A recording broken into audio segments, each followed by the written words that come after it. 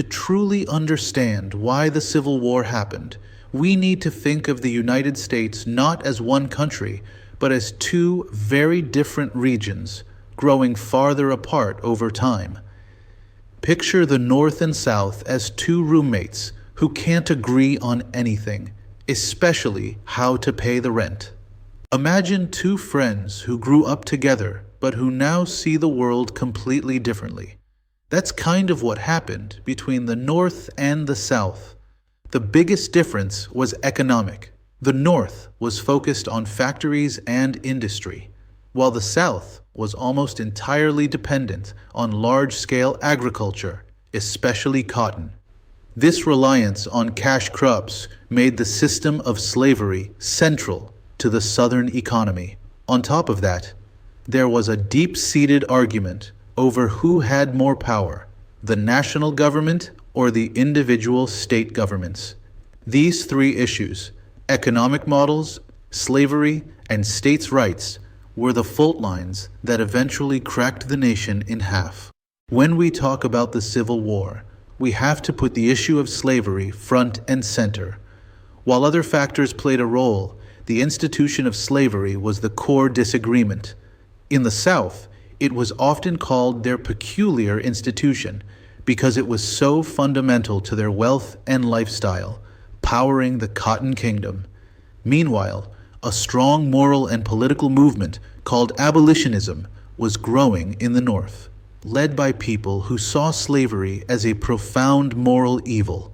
Over decades, politicians tried to keep the peace with compromises, like the one that decided if new states would be free or slave. But these patches just kept ripping off, proving that the nation couldn't survive being half slave and half free. If you've ever argued with your parents about a rule, you understand the tension between a higher authority and individual freedom.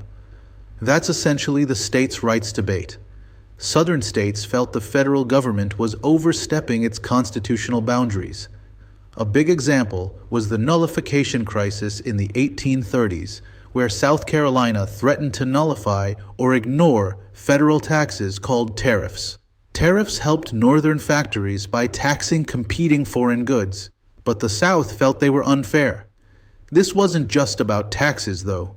It was about the fundamental question: when a state disagrees with a federal law, who wins?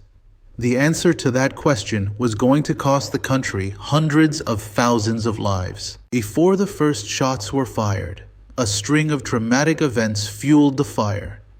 In 1850, a compromise included the Fugitive Slave Act, which required all citizens to help capture runaway slaves, even in free states, which just infuriated Northerners. Then came the Kansas-Nebraska Act, which let the settlers in those territories decide on slavery for themselves, leading to a small civil war known as Bleeding Kansas. The final straw for many was the Dred Scott decision by the Supreme Court, which essentially ruled that black people had no rights as citizens and that Congress couldn't ban slavery anywhere. Each of these events was like throwing gasoline on the conflict.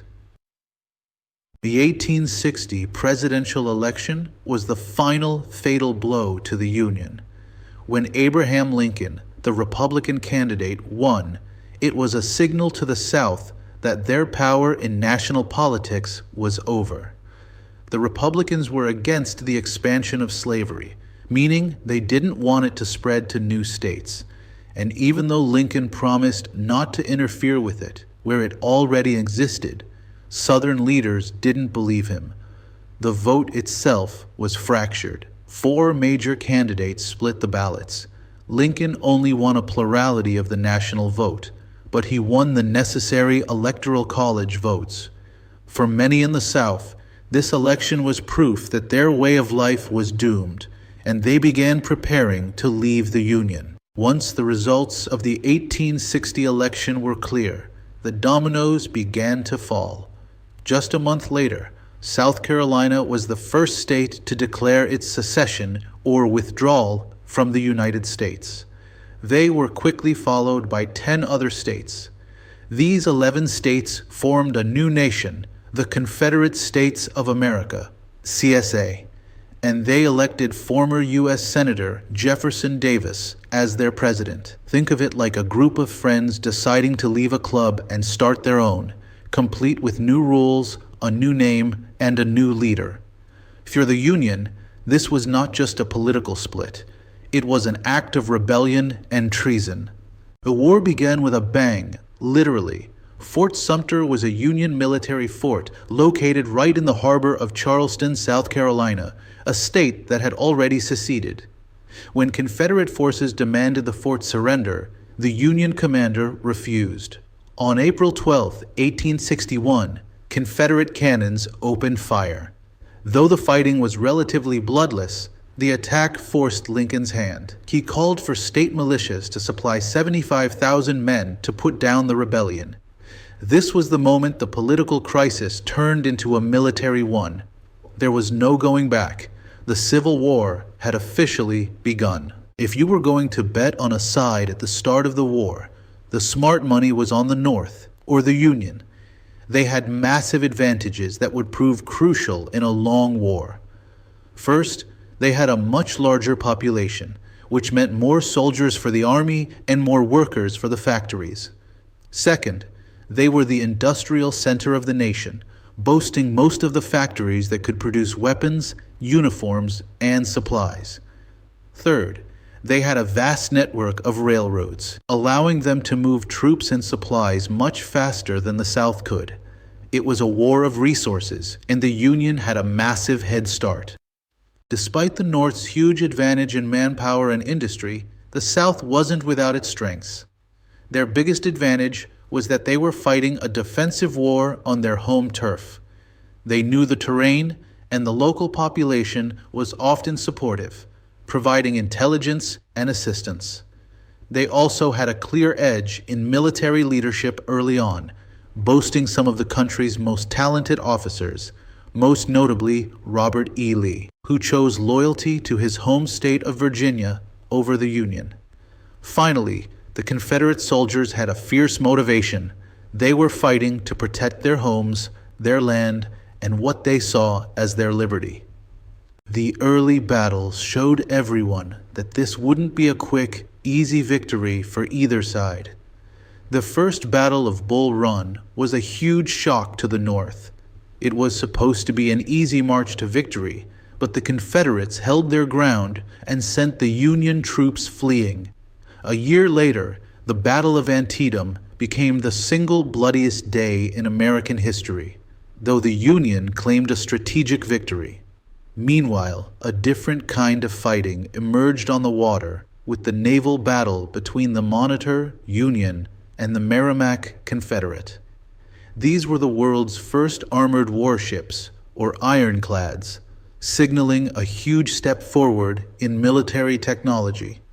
Midway through the war, President Lincoln made a move that redefined the entire conflict, the Emancipation Proclamation. Issued on January 1, 1863, it declared that all enslaved people in the states currently in rebellion, that is, the Confederacy, were now free. Notice, it didn't free slaves in the Union-loyal border states. Why? Lincoln used his war powers as commander-in-chief, arguing that freeing the slaves was a military strategy to hurt the enemy. This decision fundamentally changed the purpose of the war. It was no longer just about preserving the Union. It was now also a moral crusade for freedom. The year 1863 proved to be the major turning point of the war. In the East, the massive Battle of Gettysburg in Pennsylvania was a crushing blow to the Confederates. General Lee's attempt to invade the North was stopped cold, and his army was severely crippled.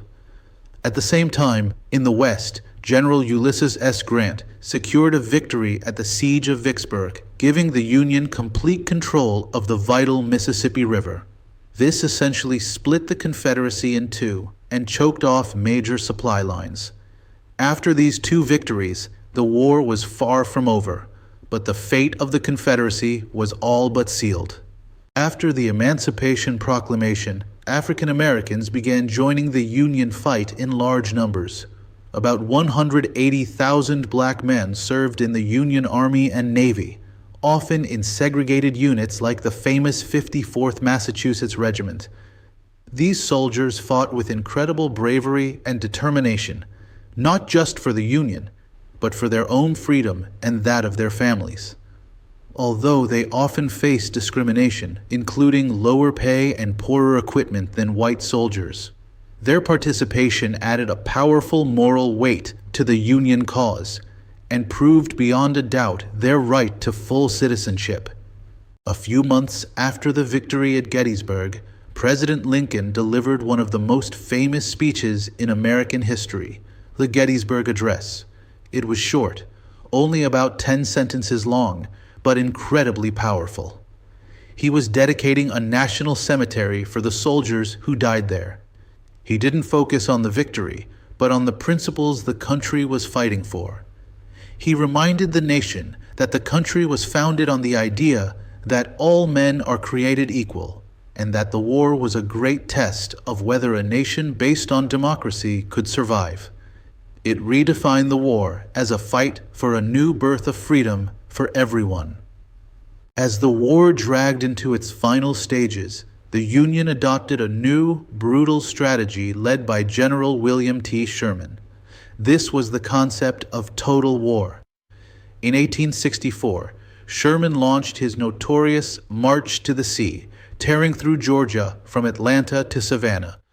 His troops destroyed everything that could be used to support the Confederate war effort: railroads, factories, and crops.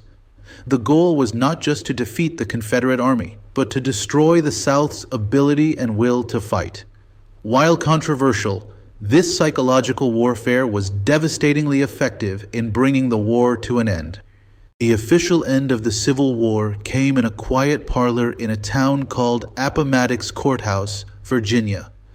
On April 9, 1865, the Confederate commander, General Robert E. Lee, met with the Union commander, General Ulysses S. Grant, to formally surrender. Grant's terms of surrender were surprisingly generous. He allowed the defeated Confederate soldiers to keep their personal weapons and horses, a necessity for planting crops, and simply sent them home with a promise not to take up arms again. This merciful ending set a tone for reconciliation, though the path ahead would be bumpy. Just 5 days after the war ended, the nation was struck by a new tragedy. President Lincoln, the man who had guided the country through its darkest trial, was assassinated by Confederate sympathizer John Wilkes Booth at Ford's Theater. The entire country plunged into mourning. His death was a massive blow, especially for the newly freed slaves who saw him as their liberator. It also had immediate political consequences, as Vice President Andrew Johnson took over.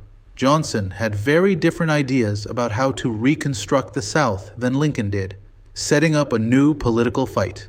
With the war over, the country immediately faced the challenge of Reconstruction, the process of rebuilding the South and readmitting the Confederate States back into the Union. This period, from 1865 to 1877, was marked by a deep political split. President Johnson wanted a fast, lenient approach, while the radical Republicans in Congress demanded stricter terms and more protection for the newly freed slaves. To help the former slaves transition to freedom, the government established the Freedmen's Bureau, which provided food, medical aid, education, and helped negotiate fair labor contracts. It was a crucial start, but also a limited one. The most lasting accomplishments of the Reconstruction era are the 3 Reconstruction Amendments. These were permanent changes to the Constitution meant to define freedom and citizenship. The 13th Amendment officially and permanently abolished slavery across the entire United States. The 14th Amendment granted citizenship to all people born or naturalized in the U.S., including former slaves, and guaranteed equal protection under the law. Finally, the 15th Amendment granted black men the right to vote. These amendments were foundational in correcting the injustices that led to the war and are still cornerstones of American civil rights law today.